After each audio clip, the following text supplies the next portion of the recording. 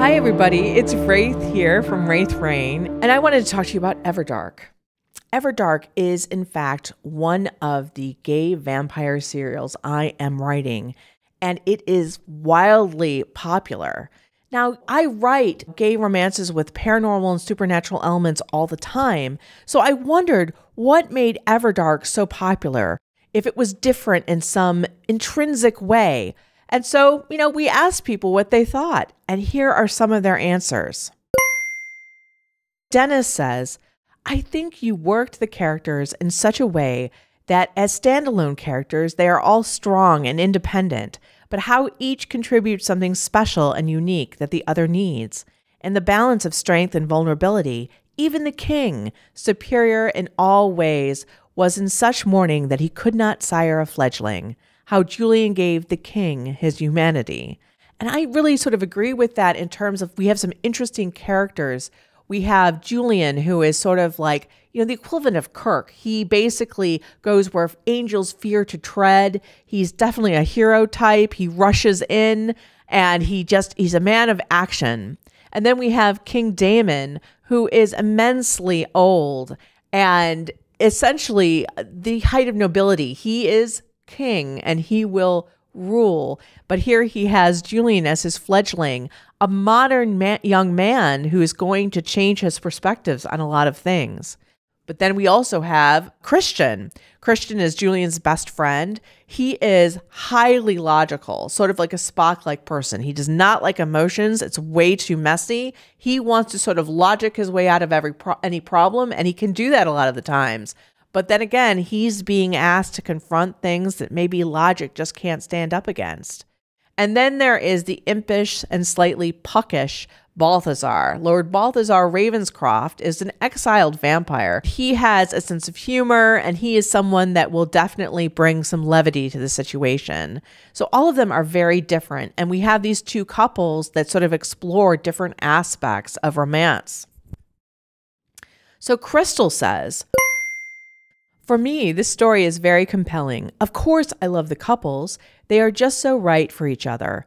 And the backstory of each character makes them more fully fleshed out. The fact that Daemon slept for hundreds of years just to wait for his one. Even the secondary characters are well thought out and have a purpose. I even understand the villains. They aren't doing bad things just to do them. They have beliefs and reasons. I may not agree with their motivations, but they have them. And the vampire mythology of the story is rich and complex. I love how all the layers fit together to make this story feel possible. This is some of the best writing I've ever seen, and it keeps me coming back for more. That's why I love Everdark. And wow, that really just makes me feel wonderful about the writing aspect of it. Ever since I saw Star Wars, that villains make the story. If you don't have a good villain, honestly, it's not as compelling because you need someone for your main characters to go up against. I'm always searching for my Darth Vader, I guess I should say. So Laura says, the character development and the whole universe created for it. The fact that despite the king having the power to be entirely cruel, he also has the ability to guide and teach. Yeah, Daemon is a really fascinating character because I think another writer friend of mine said, my God, he's really OP, overpowered. And I said, don't worry, he will have a lot of issues that don't have to do so much with his powers in the sense that, yes, he could kill everyone, but should he? And that is the question that he comes up against.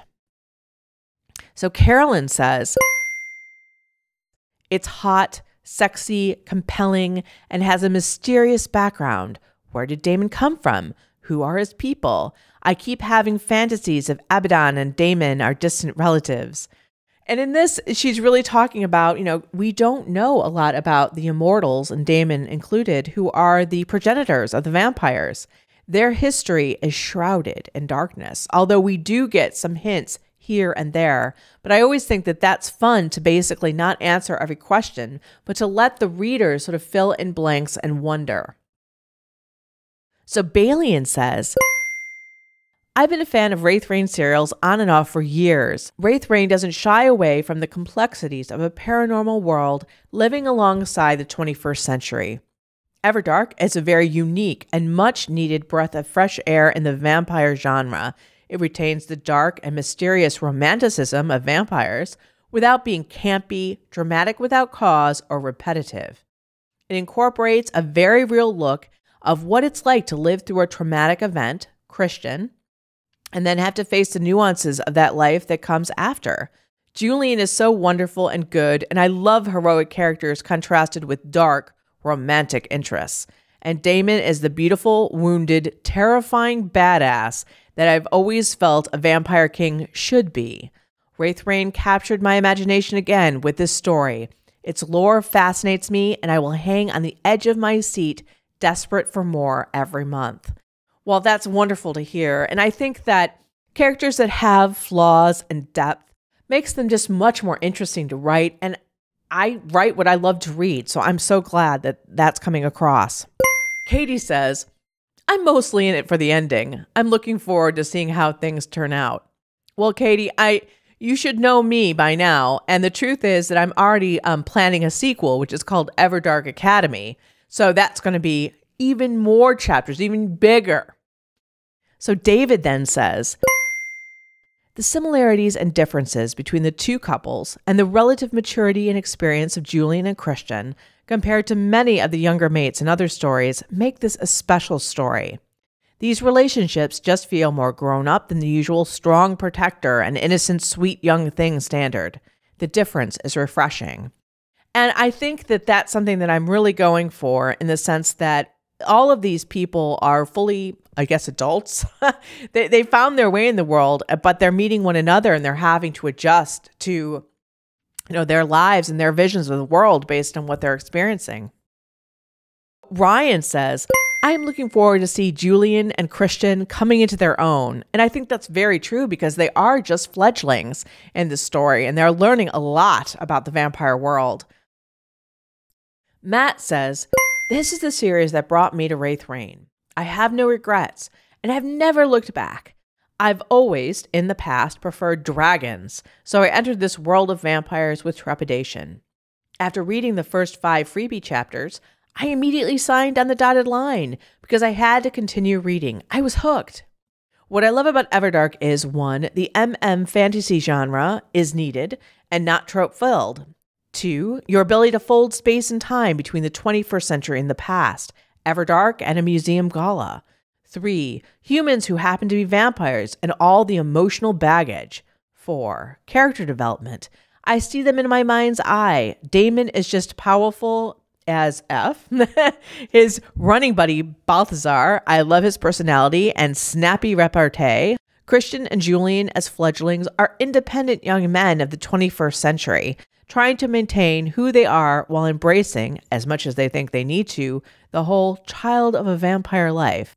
So I'm really happy to hear all of these things, from character to that I'm sort of, to the genre being, refreshed in a lot of ways, to the characters being compelling, and even the fashion we chose for the characters being interesting to some. So that's just some of the answers. I hope you check out the first 10 chapters. They are free. You just sign up and you get to read them, and you will judge for yourself. Thanks a lot. This is Raythe signing off.